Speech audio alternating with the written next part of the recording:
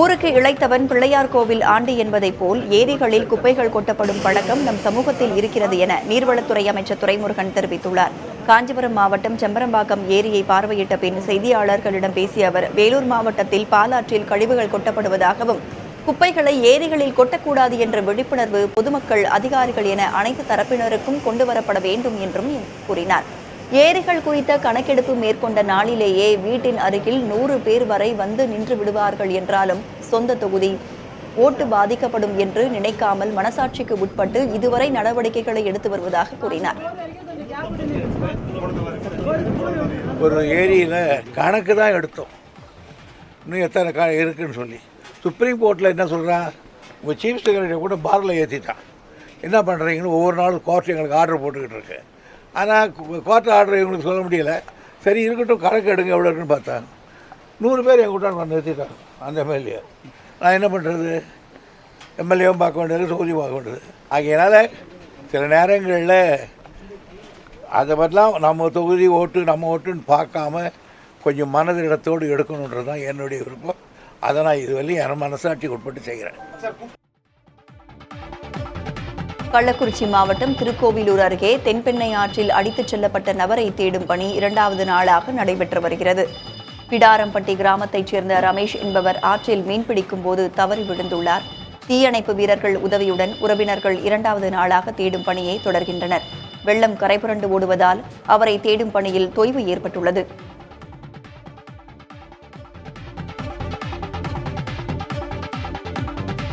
பெரம்பலூர் அருகே மேட்டுப்பாளையம் கிராமத்தில் உள்ள ஏரி கரையில் ஏற்பட்ட உடைப்பை சரி செய்யும் பணி 2வது நாளாக நடைபெற்று வருகிறது. ஏரியிலிருந்து தொடர்ந்து தண்ணீர் வெளியேறி வருவதால் அறுவடைக்கு தயாராக இருந்த சோள வயல்கள் பாதிக்கப்பட்டுள்ளன. தங்களுக்கு ஏற்பட்டுள்ள இழப்பை கணக்கீடு செய்து அரசு நிவாரணம் வழங்க வேண்டும் என விவசாயிகள் கோரிக்கை ஒன்றை விடுத்துள்ளனர். ஏரியில் புதர் மண்டி இருப்பதாக பலமுறை புகார் அளித்தும் அதனை சரி செய்ய அதிகாரிகள் நடவடிக்கை எடுக்காததே கரை உடைப்பிற்கு காரணம் என விவசாயிகள் குற்றம் சாட்டுகின்றனர். இந்தியாவிலேயே வீடுகளுக்கு வழங்கப்படும் மின்சாரத்திற்கான கட்டணம் குறைவாக உள்ள மாநிலமாக தமிழ்நாடு திகழ்வதாக தமிழக அரசு பெருமிதம் தெரிவித்துள்ளது. தமிழக அரசு வெளியிட்டுள்ள செய்திக்குறிப்பில், தமிழ்நாட்டில் வீட்டு உபயோக மின்சாரத்திற்கு முதல் 100 யூனிட்டுகளுக்கு கட்டணம் இல்லை என்பதை தெரிவித்துள்ளது. இந்திய மாநிலங்களில் குறைந்த மின்சார கட்டணம் வசூலிப்பதும் தமிழ்நாட்டில்தான் என அரவிந்த் வாரியர் என்பவர் நடத்திய ஆய்வு அறிக்கையை சுட்டிக்காட்டியுள்ள தமிழக அரசு, சராசரியாக 100 யூனிட்டுகளுக்கு தமிழ்நாட்டில் 113 ரூபாய் மட்டுமே கட்டணம் வசூலிக்கப்படுவதாக கூறியுள்ளது. இதுதான் இந்தியாவிலேயே 100 யூனிட்டுகளுக்கு குறைந்த கட்டணம். ராஜஸ்தானில் 100 யூனிட்டுகளுக்கு 833 ரூபாய், உத்தரப்பிரதேசத்தில் 693 ரூபாய், பீகாரில் 689 ரூபாய், மகாராஷ்டிராவில் 668 ரூபாய், மத்திய பிரதேசத்தில் 618 ரூபாய் கட்டணம் வசூலிக்கப்படுவதையும் அரவிந்த் வாரியர் ஆய்வு அறிக்கையை சுட்டிக்காட்டி தமிழக அரசு விளக்கம் தெரிவித்துள்ளது.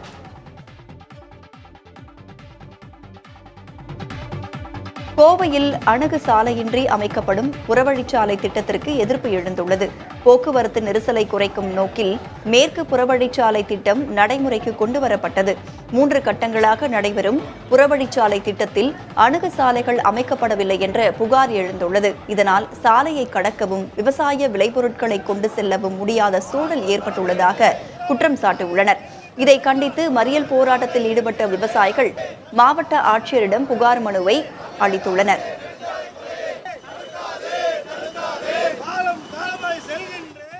புதுக்கோட்டை மாவட்டம் கோட்டைப்பட்டினம் அருகே தங்களின் பாதுகாப்பை உறுதி செய்ய வலியுறுத்தி மழை வெள்ளத்தால் பாதிக்கப்பட்ட மக்கள் சாலை மறியல் போராட்டத்தில் ஈடுபட்டனர். வன்னிச்சியேந்தர் கிராமத்தில் புகுந்த மழைநீர் வெள்ளத்தால் 20க்கும் மேற்பட்ட குடும்பங்கள் கடுமையாக பாதிக்கப்பட்டிருக்கின்றன.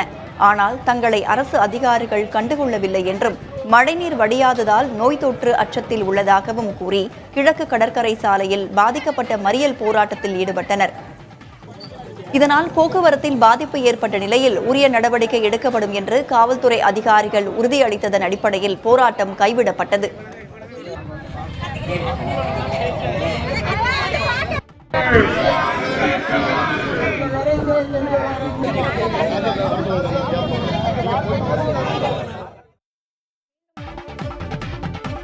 ஓசூர் அருகே ஒற்றை காட்டு யானை கிராமத்தில் தஞ்சமடைந்துள்ளதால் மக்கள் அச்சமடைந்துள்ளனர். கர்நாடக வனப்பகுதியிலிருந்து ஏராளமான யானைகள் தமிழக எல்லைக்குள் நுழைந்துள்ளன.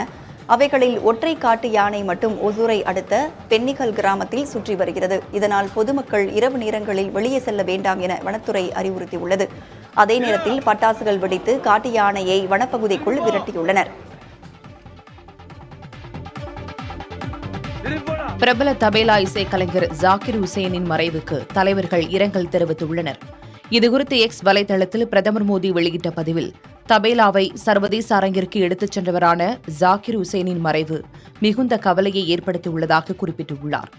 இந்திய பாரம்பரிய இசையால் உலகை தன்வசமாக்கிய ஜாகிர் உசேன் சர்வதேச இசையுடன் இந்திய இசையை பிணைத்து தனித்துவமான பாணியை கடைபிடித்தவர் என புகழாரம் சூட்டினார்.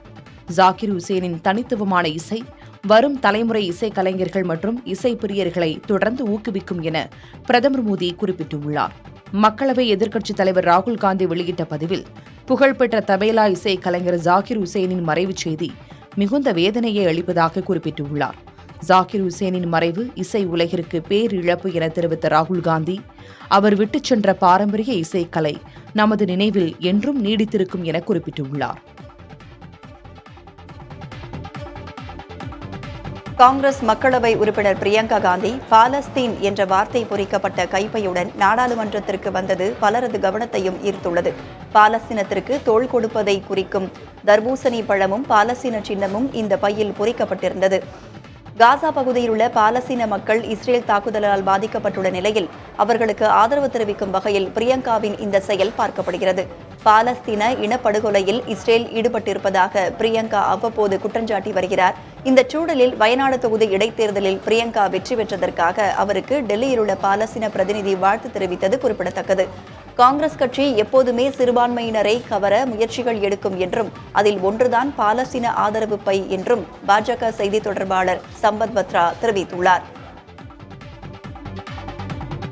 You want to say something? Why are you carrying this bag? I've said many times what my beliefs are regarding this. And if you look at my Twitter handle, all my comments are over there. They say that they parliamentarians can't carry this.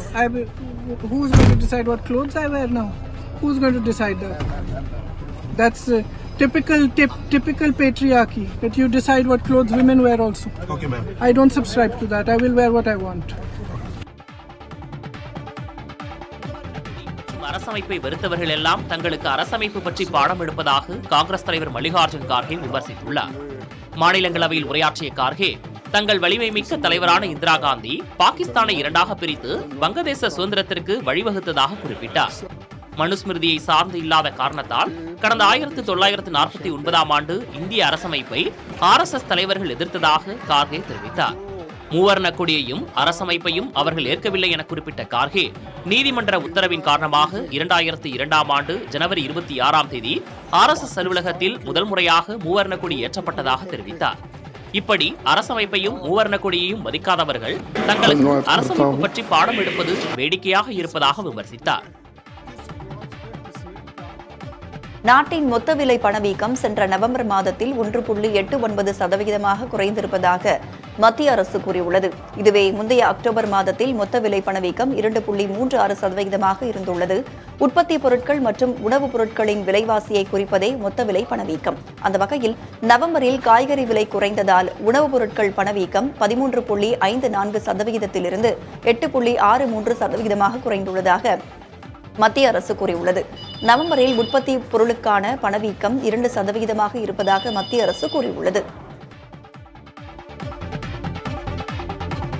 Thoothukudi மாநகர பகுதியில் தேங்கும் மழைநீரில் விட்டு வெளியேற முடியாமல் தவிப்பதாக மக்கள் கூறுகின்றனர். தூத்துக்குடி மாநகர பகுதியில் அன்னை Teresa Nagar, Palpandi Nagar, Burma colony, Millerpuram housing board பகுதி மக்கள் அத்தியாவசிய தேவைகளுக்கு கூட வீட்டை விட்டு வெளியே வர முடியாமல் தவித்து வருகின்றனர். தண்ணீர் தொடர்ந்து தேங்கினாலும் அதிகாரிகள் வந்து தங்களை பார்க்கவில்லை என்றும் மக்கள் ஆதங்கப்படுகின்றனர். இது தொடர்பாக மாநகராட்சி நிர்வாகத்திடம் கேட்டதற்கு ராட்சத பம்புகள் மூலம் மழைநீரை வெளியேற்றும் பணி நடைபெற்று வருவதாக தெரிவித்துள்ளனர்.